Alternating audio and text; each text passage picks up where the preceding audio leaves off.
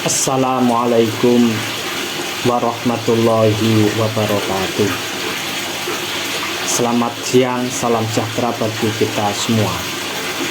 Teman-teman yang saya banggakan, pada kesempatan yang berbahagia ini kita akan menyampaikan materi terkait dengan demokrasi Pancasila. Kita tahu bahwa negara kita, negara Republik Indonesia, ini berdasarkan demokrasi yang bersumber dari Pancasila. Apa itu demokrasi?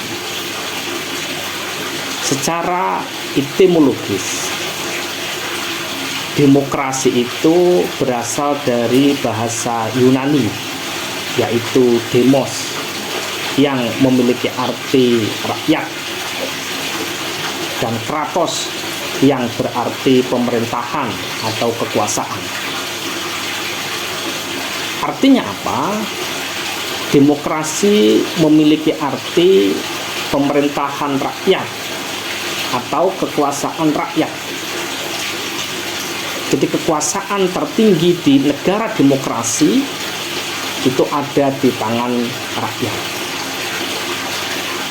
Secara terminologi, banyak memang pandangan tentang demokrasi. Tidak ada pandangan tunggal tentang apa itu demokrasi. Demokrasi itu juga dapat dipandang sebagai salah satu bentuk pemerintahan, sebagai sistem politik, dan sebagai pola kehidupan bernegara dengan prinsip-prinsip yang menyertainya. Berdasarkan ideologinya, demokrasi Indonesia ini adalah demokrasi yang berdasarkan Pancasila. Apa artinya? Demokrasi Pancasila secara luas itu adalah kekuatan, kedaulatan, kekuasaan tertinggi ada pada rakyat yang dalam penyelenggaraannya dijiwai oleh nilai-nilai Pancasila. Demokrasi Pancasila dalam arti sempit memang memiliki arti kedaulatan rakyat yang dilaksanakan menurut hikmah kebijaksanaan dalam permusyawaratan perwakilan. Oleh karena itu, demokrasi Indonesia adalah demokrasi konstitusional. Selain karena dirumuskan nilai dan normanya dalam Undang-Undang Dasar 45, Konstitusi Indonesia juga bersifat membatasi kekuasaan pemerintahan dan menjamin hak-hak dasar warga negara. Ini penting.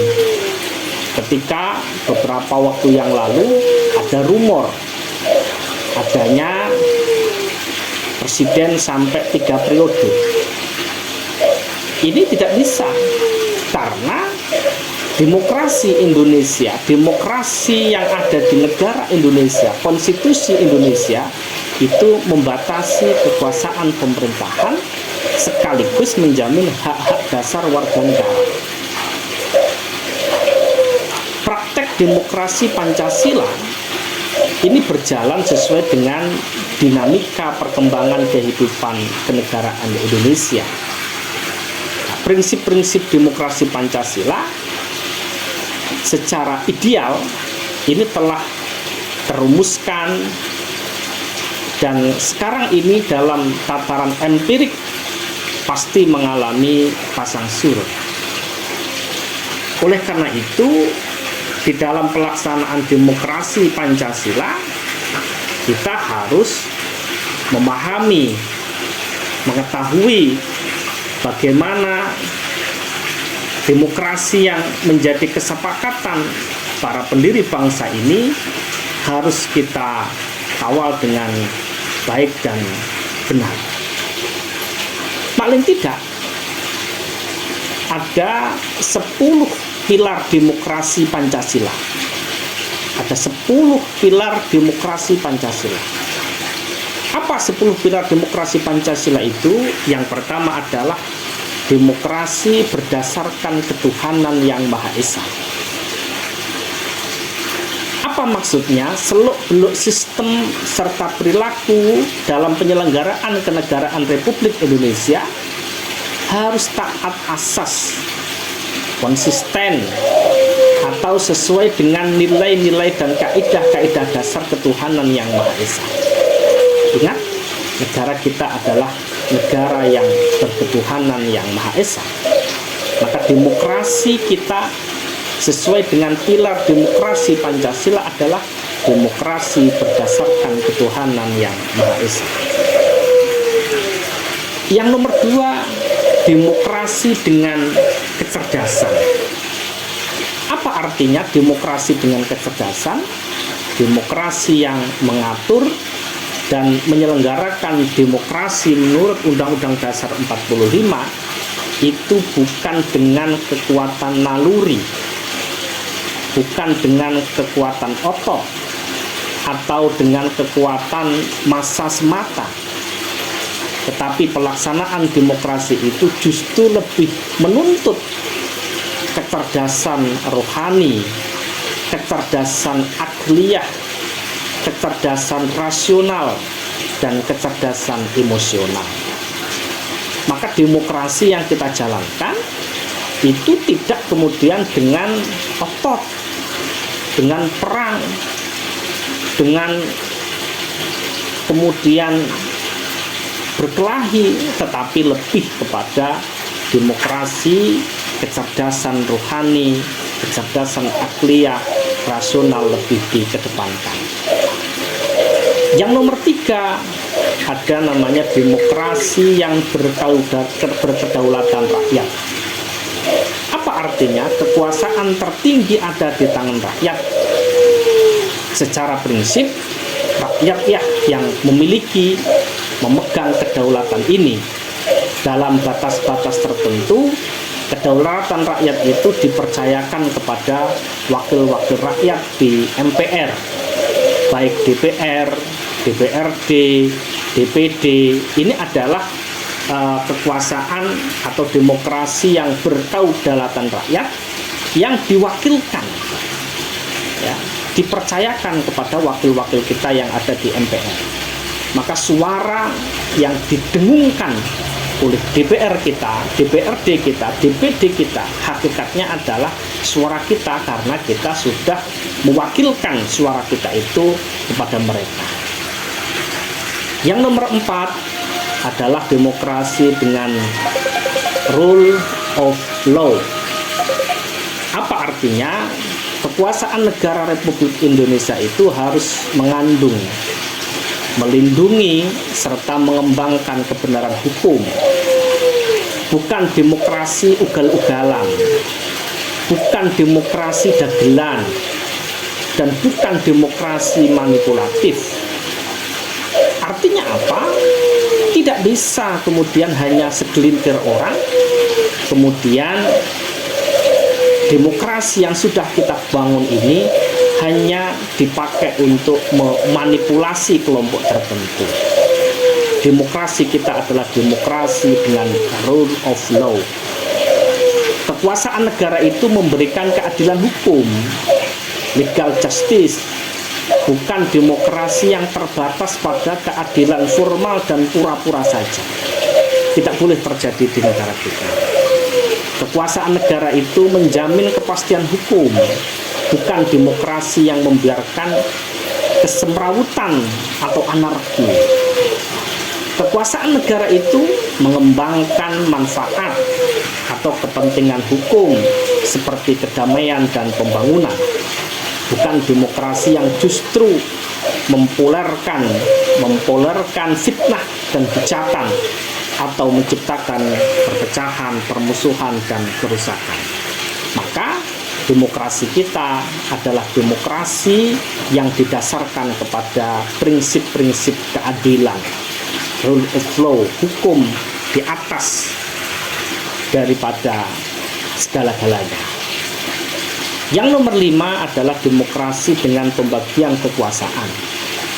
Demokrasi menurut Undang-Undang Dasar 45 bukan saja mengakui kekuasaan negara RI yang tidak atau tak berbatas secara hukum, melainkan juga demokrasi itu dikuatkan dengan pembagian kekuasaan dan diserahkan kepada badan-badan negara yang bertanggung jawab.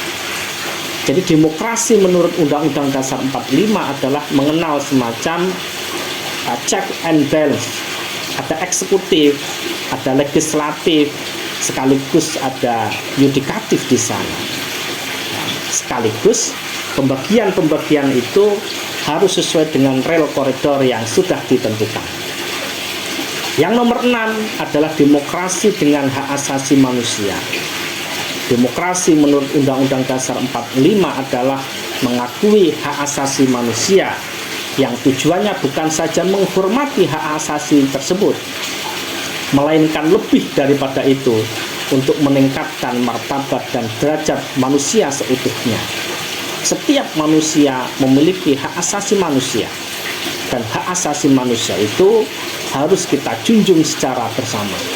Maka demokrasi menurut Undang-Undang Dasar 45 adalah mengakui hak asasi manusia.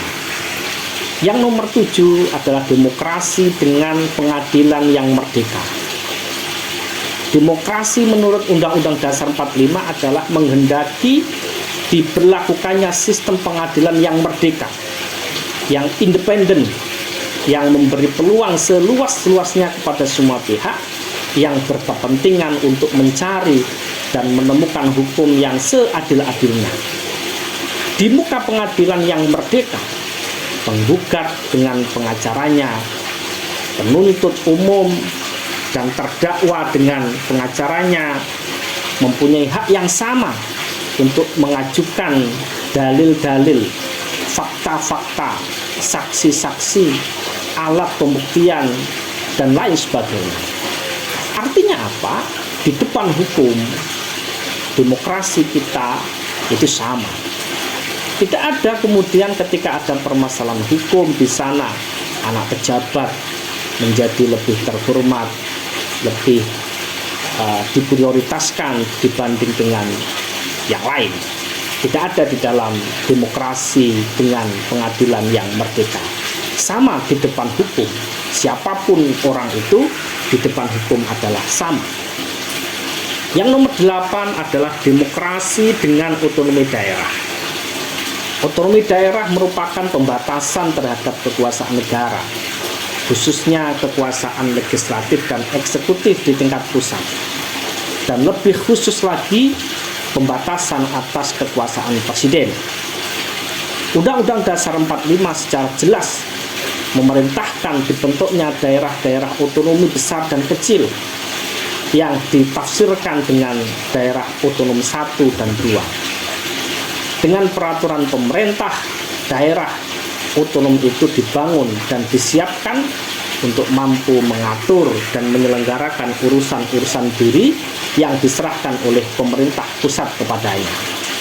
Kita tahu bahwa demokrasi dengan otonomi daerah bisa kita lihat terkait dengan independensi provinsi, independensi pemerintah kabupaten kota, bahkan sekarang ada namanya independensi di tingkat desa.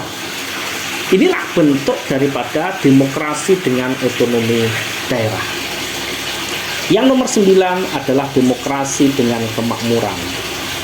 Demokrasi itu bukan hanya soal kebebasan dan hak, bukan hanya soal kewajiban dan tanggung jawab, bukan pula hanya soal mengorganisir kedaulatan rakyat atau pembagian kekuasaan kenegaraan.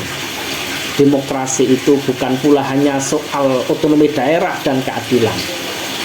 Sebab bersamaan dengan itu semua, jika dipertanyakan, demokrasi menurut Undang-Undang Dasar 45 itu ternyata ditujukan untuk membangun negara kemakmuran oleh dan untuk sebesar-besarnya rakyat Indonesia, tidak untuk segelintir orang, hanya untuk keluarga tertentu. Kalau kita amati secara sama, demokrasi menurut Undang-Undang Dasar 45 adalah oleh dan untuk sebesar-besarnya rakyat Indonesia. Yang nomor 10 adalah demokrasi yang berkeadilan.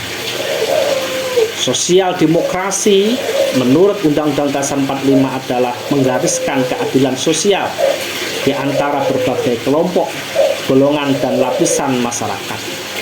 Tidak ada golongan, lapisan, kelompok, satuan, atau organisasi yang menjadi anak emas yang diberi berbagai keistimewaan atau hak-hak khusus, meskipun anak presiden, meskipun anak bupati, meskipun anak gubernur, semua sama.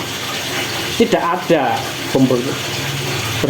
keistimewaan hak khusus yang dimiliki oleh siapapun itu. Oleh karena itu, 10 prinsip demokrasi Pancasila ini harus kita kawal, karena ini bagian daripada upaya kita agar supaya negara kita ini menjadi negara yang betul-betul aman, sejahtera, adil, dan makmur. Terima kasih. Selamat siang. Wassalamualaikum warahmatullahi wabarakatuh.